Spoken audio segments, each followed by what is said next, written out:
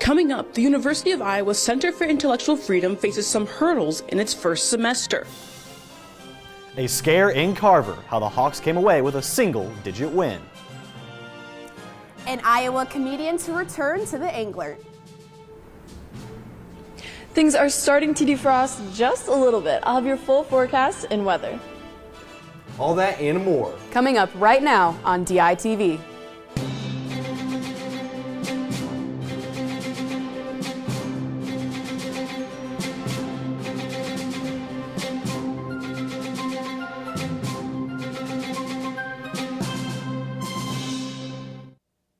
Good morning from Iowa City. It is Friday, January 30th. I'm Colin Carruthers. And I'm Kate Vernon. And the third member of our team, Annika Perez, is live in the Adler Rotunda to tell us today's weather forecast. We're glad to see you nice and warm inside, Annika, but for those headed out this morning to class and work, what should they expect? Colin, Kate, anyone going outside right now is definitely feeling those frigid temperatures that we just can't seem to shake. Right now, it is currently a shivering 4 degrees. Taking a look out onto the Pentecost, it's going to be another cold one with the temperatures just barely below 20. And we'll also have some partly clear skies. Tonight, it will be low in those negative digits. As for Saturday, it'll be a beautiful sunny day, but don't be fooled as it'll still be below freezing and in the mid-20s. Iowa winters certainly love to keep us warm, but hopefully it might warm up soon. We'll be taking a look at next week's temperatures coming up shortly. For now, I'll send it back to the desk. A Dubuque man is in custody allegedly stealing comics from an Iowa City shop. Police arrested 32-year-old Dakota Gorky on Wednesday, 10 months after he allegedly stole 7 signed comic books from Bartertown Toys and Collectibles. These books are worth just over $2,000. He was identified by the Dubuque County Jail and has had a warrant out for his arrest since July. Gorky is facing a felony charge. And an update in the alleged prostitution ring inside an Iowa City massage parlor. Owner of the Paradise Spa, Junping Ren, has voluntarily surrendered her massage therapy license.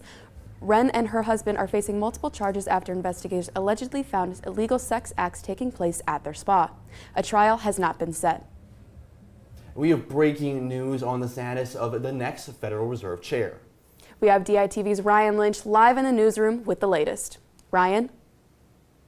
Trump announced on his social media platform Truth Social this morning that he will nominate former Federal Reserve Governor Kevin Warsh to replace Jerome Powell when his term expires in May. Warsh was a member of the Fed board from 2006 to 2011 and was the youngest ever to be appointed to the Board of Governors at just 35. Warsh is an unlikely pick as he typically supports higher interest rates, something Trump is against. But he has recently said he supports lower rates. Warsh will have to go through confirmation hearings in the Senate before he takes the role. And last night, the Senate reached an agreement to avoid a partial government shutdown. That being said, they didn't actually vote on the agreement, and the House of Representatives will still need to approve it as well. But the House isn't due back to work until Monday, and unless Speaker Johnson recalls them to vote tonight. The issues that arose came from partisan disagreements for funding the Department of Homeland Security. A spending bill at the end of 2025 funded some federal departments for the whole fiscal year, but not all, including DHS. The Senate agreement would fund DHS outside the broader legislative package, and the deal favored a Democratic push to only fund DHS for 2 weeks versus what Republicans wanted at 6 weeks. And a new bill moving through the Iowa legislature could change what students learn at Iowa's public universities. It's called the, quote, Stop Woke Act. It would ban courses and content related to diversity, equity, inclusion, or DEI, and critical race theory from gen ed classes. Supporters of the bill compare these classes to, quote, race-based discrimination. But others argue the bill is too broad and could limit course options. The Iowa Board of Regents says they're still reviewing the bill and that current policy already limits how professors teach these topics. If passed, universities would have to remove any courses impacted by the end of the year. Many Iowa lawmakers say that classes at the University of Iowa prioritize liberal views. Their solution? Create the Center for Intellectual Freedom, allowing students to explore different views on American civics. DITV's Betty Mutamba is live at the center's office to tell us how it's finding its place here on campus. That's absolutely right, Ryan. The University of Iowa Center for Intellectual Freedom's first semester is off to kind of a rocky start. Classes scheduled to begin in January have been pushed back to March, partly because there's only 6 students currently enrolled. Here's what students have to say about the center and what it's meant to do for them.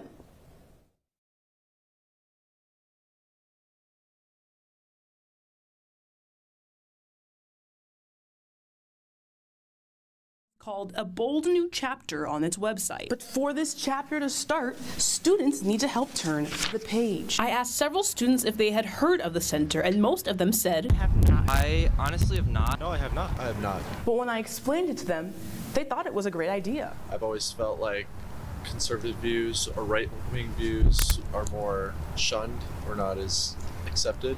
Finding a space where I can share my ideas freely would be something I'd be interested in. The interim director of the center, Luciano De Castro, says that classes will focus on reality and not ideals. But you have to understand that once you start to overemphasize problems, you will get lost in the big picture of how wonderful this system is. De Castro says it's not about ideology, it's about giving students opportunity. Look, why you should be against the center? The center is just offering choices for you. The class will be oriented exactly to bring students to the conversation.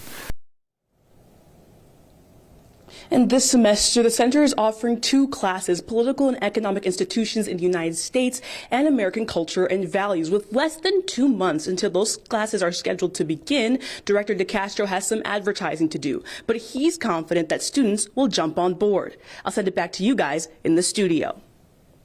Thanks to Betty. And Iowa City is testing a new approach to some 911 calls by sending trained mediators instead of police to certain nonviolent situations. The program aims to de-escalate conflicts, reduce strain on law enforcement, and connect people with support services instead of the criminal justice system.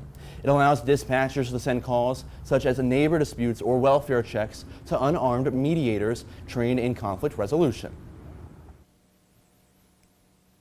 We're trying to provide access to good services to as many people as possible. That doesn't necessarily mean that the police are doing a bad job when they do go out, and we have a lot of respect for the work police do. We just like to offer other options to people as well. The goal is to improve open communication while freeing up police to respond to emergencies that require their expertise. City officials will evaluate the program's effectiveness through data collection and community feedback as the program continues. The University of Iowa is reaching for the stars right here in Iowa City. Van Allen is now home to the Iowa Spaceflight Laboratory, made possible by a UI-led tracer satellite launch. The mission, designed last year, studies how the sun interacts with Earth's magnetic field. The new multi-million-dollar expanded facility will give physics and astronomy research space to design, test, and build instruments for similar space missions. And coming up later, Iowa men's basketball extends their win streak, preview of a Friday night duel in Carver, and deep dives into both tennis and gymnastics. And all the latest in arts and entertainment, from a comedian coming back to Iowa to the latest in ever-increasing ticket prices. All that and more after the break.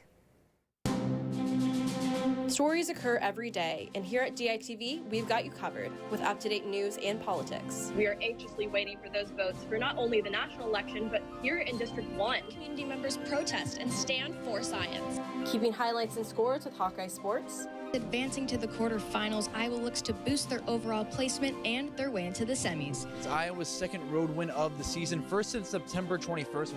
And of course, all the latest in entertainment. Sit back, relax, and here's the word on the street. I'm here at the Alan McVeigh Theater, where a unique performance.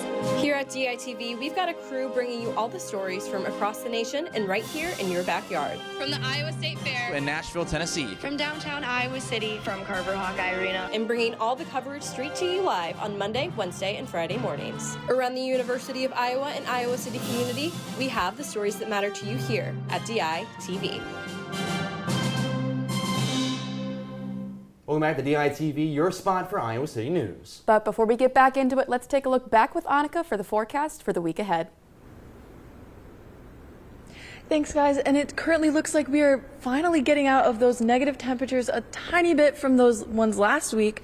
However, it looks like there might not be a lot of sun, so make sure to take those vitamins. Sunday seems to be a chilly start with a high in the 20s and a slight chance of snow at night. Now, Monday through Wednesday, we can see a gradual increase in temperatures from the mid-20s to the high 20s, with similar lows in the high teens throughout. There also seems to be a similar trend of partly cloudy skies throughout the week. Lastly, Thursday, we're looking at the warmest day of the week with a high in the mid-30s and a low in the high 20s. Now, this is hopefully the start of the big defrost we're all waiting for this spring. For now, I'll send it back to you guys at the desk. Thank you, Annika. You know, that cold can make me really nervous walking outside sometimes. That's right, Colin, and Iowa fans were just as nervous in Carver Hawkeye Arena on Wednesday night as the Hawkeyes faced the USC Trojans. In fact, Colin, you have the details on how this game unfolded. If it's a dogfight you want, it's a dogfight you'll get with this game. For the first time since 1982, USC walked into Carver Hawkeye Arena to face Iowa, and it got scrappy fast as both teams struggled to score, especially Iowa, who didn't score until almost 8 minutes into the contest and finally hit their first field goal with 11:58 remaining on the clock. I don't know if it was just the days off that started us slow, but we started slow. And then I think I had to just go back to my D-tube days and just go crazy for a while, and it seemed to work. Early on, nothing was falling offensively for the Hawks. So to stick around in this one, they had to lean heavily into their strong defensive play, and it worked well. They only trailed by 1 going into halftime, but little worked to slow down USC's player of the game, Cam Woods. The senior guard had a season high of 8 points before the night, but refused to miss off the glass, scoring a game-high 33 points. I knew that went crazy. I never saw him like that. But I'm happy for him. It also did not help Iowa's case that they were slopped with fouls, putting USC in the bonus before the under-16 media timeout. Still, they found fire and went on a large 10-0 scoring run, which held strong until the final minute of the game. After USC took the lead with 8 seconds remaining, it was Bennett Sturts who got fouled after the Trojans attempted the trap. Did they think that they were down? Because it was pretty intentional, it seemed like. Just probably a mistake, because it was just like he grabbed him, and it was like, whoa. So it was good. Heck of a deal. I was about to call timeout, too. And he was stone cold, knocking both frames down to win 73-72 and move to 15-5 on the season. At the end of the day, Ben wins. Coach wins. A big scare right behind me proved that Iowa can win in intense situations, but next they'll have to win on the road when they face the Oregon Ducks in Eugene on Sunday. From Carver Hawkeye Arena, Colin Grithers, DITV Sports. Last night, the Iowa women's basketball team began their 2-game road stretch in LA against the USC Trojans. Riding an 8-game win streak, the Hawks look to remain unbeaten in Big Ten play. And things did not go as planned, as the 11-9 USC Trojans never trailed against the Hawkeyes and forced 12 Iowa turnovers, leading to an upset victory. With the loss, Iowa's 8-game win streak was snapped, besides a career day from freshman forward Journey Houston. The road doesn't get any easier for Jan Jensen's crew as they take on second-ranked UCLA Sunday afternoon. Coming off his 300th career win, Iowa head wrestling coach Tom Brands is already looking towards win number 301. Which the Hawks can earn as the rival Minnesota Golden Gophers come to town. We got Minnesota, and nobody's laying down for anybody. So we got to keep making improvement one day at a time. Wrestler Gabe Arnold is coming off a massive upset win versus number 7 Silas Allred of Nebraska in the 184-pound weight class. Arnold has been the odd man out all season for Iowa with the emergence of the 184-pound wrestler Angelo Ferrari. Arnold holds an 11-2 record this season, even while wrestling at 3 separate weight classes. Tom Brands has praised Arnold for his team-first attitude. It is invaluable, and it does not go without saying. You have to give credit. Not saying that he agrees every time with the method, but he stepped up every time, and so it's invaluable. How difficult? Iowa will take on Minnesota tonight, starting at 7 from Carver Hawkeye Arena. The other team taking on the Golden Gophers is Iowa Gymnastics, except that it'll be tomorrow night and in Minneapolis. The 24th ranked Hawks are coming off a loss at number 10 Michigan, where Iowa set a season high on the floor. Minnesota's ranked 18th and is also coming off a loss on the road to Nebraska. The Gophers are currently 3-2 on the year. The Iowa tennis season is in full swing as the Hawkeyes gear up for 2 matchups this weekend at the HTRC. This weekend, the Hawks will have 2 opportunities to bounce back after a tough 4-0 loss versus number 12 ranked Buckeyes in Columbus. First, Iowa will square off against the 18th ranked Texas Longhorns today at noon. The Hawkeyes will be right back in action Sunday with another home duel against the Wichita State Shockers. This will kick off a short homestand for Iowa before a 2-week break from competition. And guys, there's a lot of sports going on, but also in the entertainment industry. I heard that Grace Lathrop might have more for us. It's true. Grace, can you tell us more about what's going on?